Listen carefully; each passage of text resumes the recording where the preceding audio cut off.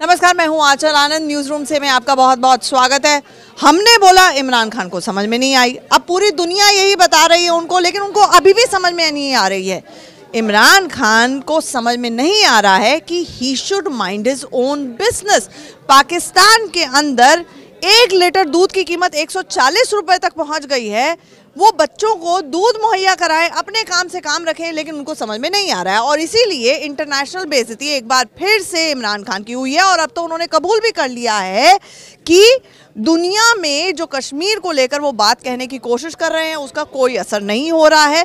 लेकिन इमरान खान को कांग्रेस क्यों पसंद आई, ये बड़ा सवाल है। कांग्रेस को क्यों कोट कर रहे हैं इमरान?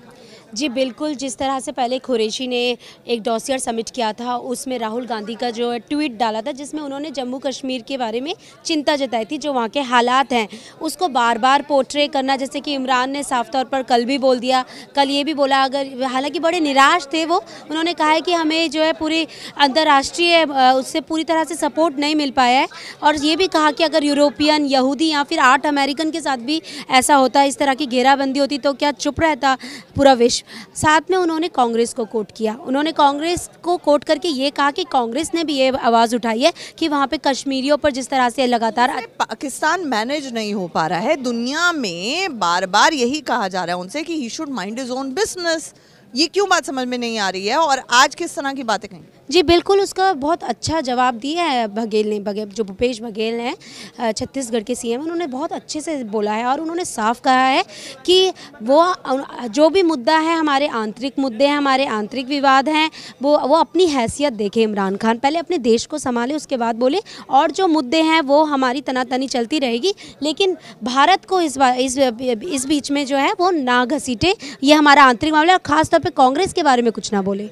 कांग्रेस के बारे में कुछ ना बोले तो कांग्रेस ने भी पलटवार कर दिया है कि लेने के देने ना पड़ जाए। बहरहाल एक खबर जिसका आपका हमसे सबसे सरोकार है। सोचिए, आप सुबह सुबह बच्चों का टिफिन पैक करके उनको स्कूल भेज रहे हो, आपको अपने पेरेंट्स को किसी को अस्पताल लेकर जाना हो, EMIs जानी हो महीने की शुरुआत में आपकी, चाहे वो कार की हो चाहे घर की, और अचानक से आपके फ़ोन के ऊपर मैसेज गिरे जिसमें लिखा हो कि हमें RBI रिस्ट्रिक्शंस के अंडर डाल दिया गया है और अगले 6 महीने में आप जो हैं वो सिर्फ 1000 रुपये अपने बैंक से विड्रॉ कर सकते हैं। तो आप पे क्या गुजरेगी, क्या हाल होगा? ये हाल खाता धारकों का हो रहा है जो PMC बैंक के अंदर जिनका अकाउंट था। अब ऐसे में इतने हजार लोग लाइनों में हैं, उनको समझ में नहीं आ रहा है क्या करें। पंकज, सबसे पहले हमें ये बताइए, क्या अपडेट मिल रहा है लोगों से बदहवासी में? वो कहाँ जाएं? फाइनेंस मिनिस्ट्री जाएं, RBI के पास जाएं, क्योंकि बैंक के दरवाजे तो बंद कर दिए गए हैं।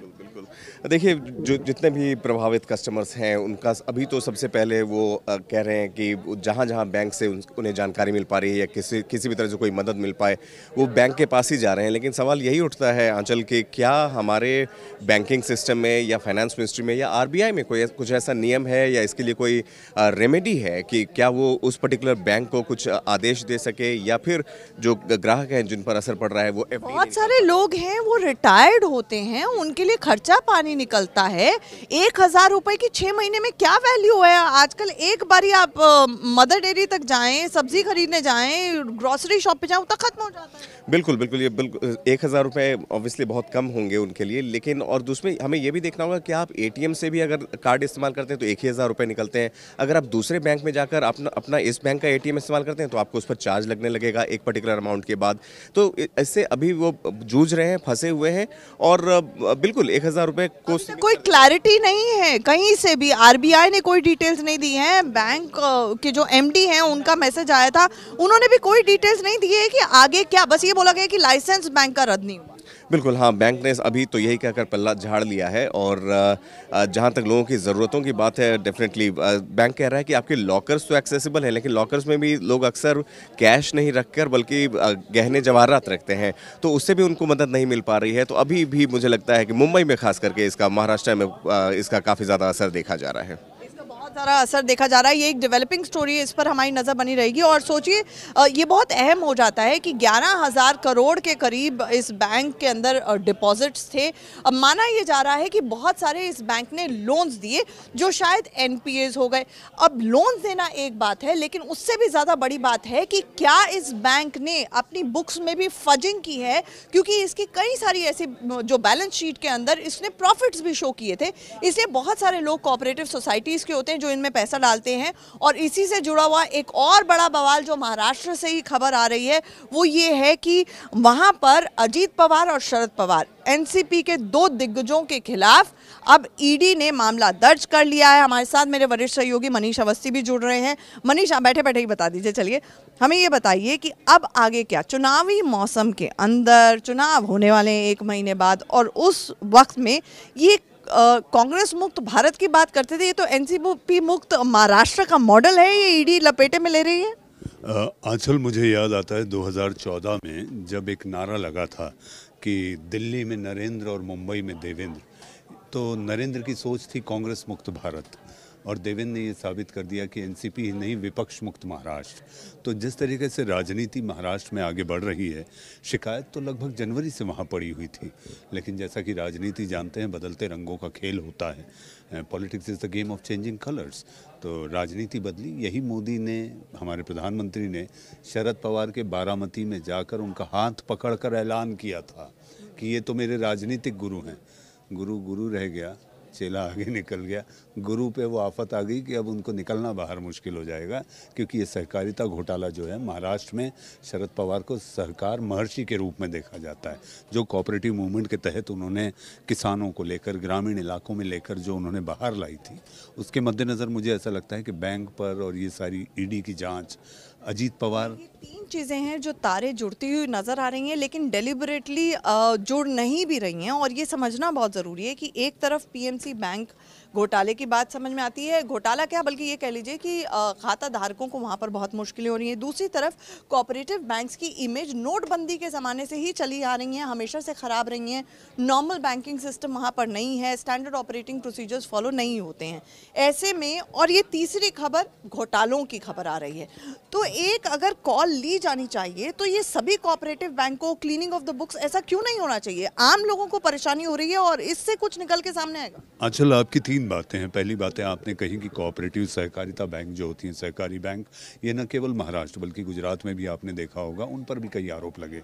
नोटबंदी के वक्त की बात करिए और ये सारी बातें। और जो सहकारी बैंकों के कर्ता धर्ता जो होते हैं आंचल, वो हमेशा से राजनीतिक दलों के वो लोग जो कि मंत्री नहीं बन पाए, विधायक नहीं बन पाए, सांसद नहीं बन पाए, लेकिन पार्टी के वो हमेशा से वफादार कार्यकर्ता रहे हैं, तो उनको इस तरह से मनोनीत कर कर निदेशक बना दिया जाता है।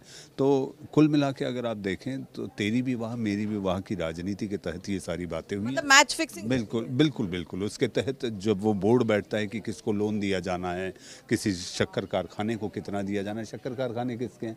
उन्हीं नेताओं के हैं, वो कांग्रेस का हो, एनसीपी का हो, शिवसेना के इसमें बहुत कम दिखाई देते हैं। लेकिन जिस तरीके से बड़े प्रमाण में जो बातें सामने आई हैं महाराष्ट्र के सहकारिता में, कांग्रेस और एनसीपी का दबदबा रहा और बीजेपी अब वहाँ भी घुसपैठ कर कर इनको नेस्तनाबूद करने की तैयारी में है। चुनाव सामने, आपसे चुनाव सामने है तो एक सवाल पूछूंगी, ज़्यादा कुछ कह नहीं सकते इसमें। देखिए, यूपी का चुनाव था, उससे पहले नोटबंदी हो गई थी, और महाराष्ट्र का चुनाव है, उससे पहले ये एक और नोटबंदी पार्ट 2 समझा जाए कि जितने भी कोऑपरेटिव बैंक्स हैं उनके ऊपर शिकंजा कसना शुरू हो गया। देखिए, महाराष्ट्र को लेकर आप कह रही हैं आंचल, और नोटबंदी की बात आ रही है, तो आर्थिक राजधानी उसी महाराष्ट्र की राजधानी है, वो मुंबई है। और वहाँ से बैठकर देवेंद्र जो संचालन कर रहे हैं, मुझे ऐसा लगता है कि ये विपक्ष मुक्त महाराष्ट्र करने की तैयारी है। शिवसेना खुद इतनी त्रस्त हो गई है कि उनके नेता ने कल कह दिया कि बंटवारा तो ऐसा है जो भारत पाकिस्तान के बंटवारे से बड़ा है। तो ये सारी बातों के मद्देनज़र साफ है कि कुछ बड़ा होने वाला, और बीजेपी अपना परचम लहराने का ये सिद्ध करने में देवेंद्र लगे हुए हैं। कुछ बड़ा होने वाला है, ये एक तरह से अंदेशा जता दिया है मनीष भाई ने यहाँ पर। लेकिन शिकंजा जो है वो सिर्फ ना सिर्फ शरद पवार और अजीत पवार पर कसता चला जा रहा है, शिकंजा तो आजम खां पर भी कस रहा था। 30 से ज़्यादा केसेस उनके खिलाफ जो दर्ज हुए हैं। अब ऐसे में कम से कम 29 मामलों के अंदर उनको थोड़ी सी राहत मिलती हुई नज़र आ रही है इलाहाबाद हाई कोर्ट से। इलाहाबाद हाई कोर्ट ने उनके खिलाफ जो FIR दर्ज हुई हैं उन पर फिलहाल रोक लगा दी है और उससे ये माना जाए कि अभी वो फिलहाल गिरफ्तार भी नहीं होंगे। हमारे साथ अभ्यस जुड़ रहे हैं। अभ्यस आपसे ये जानना चाहेंगे, आजम खां को बहुत बड़ी राहत इलाहाबाद हाई कोर्ट से मिली है, इस खबर पर हमारी पैनी नज़र रहेगी? बिल्कुल रहेगी और बड़ी खबर भी है। आजम खान के खिलाफ 29 FIR हाई कोर्ट ने वापस ले ली है और फिलहाल उनकी गिरफ्तारी लगा दिया। हाँ, इस्ते लगा दिया एक तरह से। फिलहाल उनको गिरफ्तारी से राहत मिली है और इसका आजम खान को चुनावी फ़ायदा भी होने वाला है। रामपुर में उपचुनाव है 21 अक्टूबर को ही, जो आजम खान ने सीट खाली की थी विधानसभा की, वहाँ से, तो उस पर आजम खान को इसका फ़ायदा मिलेगा। सिंपैथी पहले ही वो गेन कर रहे थे, लेकिन इससे उन लोगों को भी झटका लगा है जिनको लग रहा था कि हम आजम खान को हिस्ट्री शीटर डिक्लेयर कर देंगे। हालांकि 81 मुकदमे थे आजम खान के खिलाफ, अभी सिर्फ 29 ही वापस हुए, बाकी भी आजम खान पे अभी उन मुकदमों की जाँच चल रही है। तो फिलहाल आजम खान के लिए फ़ायदे की अच्छी और बड़ी खबर है। और किन खबरों पर हमारी नजर है? देखिए, आज एक बड़ी खबर है इमरान खान की। इमरान खान अब कांग्रेस के कंधे पर रख के बंदूक छोड़ रहे हैं UN में। कल उन्होंने कहा, एक प्रेस कॉन्फ्रेंस की, कि भारत में तो कांग्रेस भी कश्मीर का मामला उठा रही है, हम क्यों नहीं उठा रहे हैं, बाकी देश क्यों नहीं उठा रहे हैं। इसके अलावा दूसरी जो बड़ी खबर है अपने पास वो ये है कि सुप्रीम कोर्ट से आज 2 बड़ी खबर आई अयोध्या मामले को लेके। एक खबर सुप्रीम कोर्ट से थी जिसमें कल ज़फ़र याब जिलानी ने कहा था कि वहाँ राम चबूतरा पे राम का जन्म स्थान है। आज उन्होंने उससे पलटी मार दी है। वो कह रहे हैं कि उन्होंने तो एक 1850 वाले कोर्ट के केस का जिक्र किया था। एक दूसरी खबर है, ये बड़ी बात है कि समझने में गलती हुई या जजों को और अदालत में सबको समझाने में गलती हुई? हाँ, अब क्योंकि कल उन्होंने कोर्ट के सामने बात रखी है तो इसका कितना वजन होगा ये तो अब कोर्ट तय करेगी। लेकिन इसमें दूसरी एक सुलह वाली एक और नई कोशिश शुरू हो गई। एक मुस्लिम फोरम नाम का एक संगठन अयोध्या गया, उसने कुछ संतों से बात की। हालांकि सुन्नी वक्फ बोर्ड कह रहा है कि उससे इसका कोई लेना देना नहीं। तो ये एक बड़ी खबर है, मतलब लास्ट स्टेज में ऑलमोस्ट सुनवाई पहुंच चुकी है। शायद 30 दिन से ज़्यादा की सुनवाई हो चुकी है। ऐसे में लास्ट मिनट वो स्टेक होल्डर भी नहीं है, लेकिन बहुत अहम आज सुनवाई है क्योंकि सुन्नी वक्फ बोर्ड भी इस मामले के अंदर अपना पक्ष रख रहा है। तो हर आधे घंटे, हर 15 मिनट में कुछ दिलचस्प चीज़ होती है, अदालत अपने सवाल पूछती है जिस पर सुन्नी वक्फ बोर्ड का जवाब आता है। इन सभी खबरों पर हमारी पैनी नज़र रहेगी आज न्यूज़ रूम से। में फिलहाल के लिए इतना ही। बने रहिए इन खबर के साथ। इन खबर चैनल को सब्सक्राइब करें और बेल आइकन दबाना ना भूलें।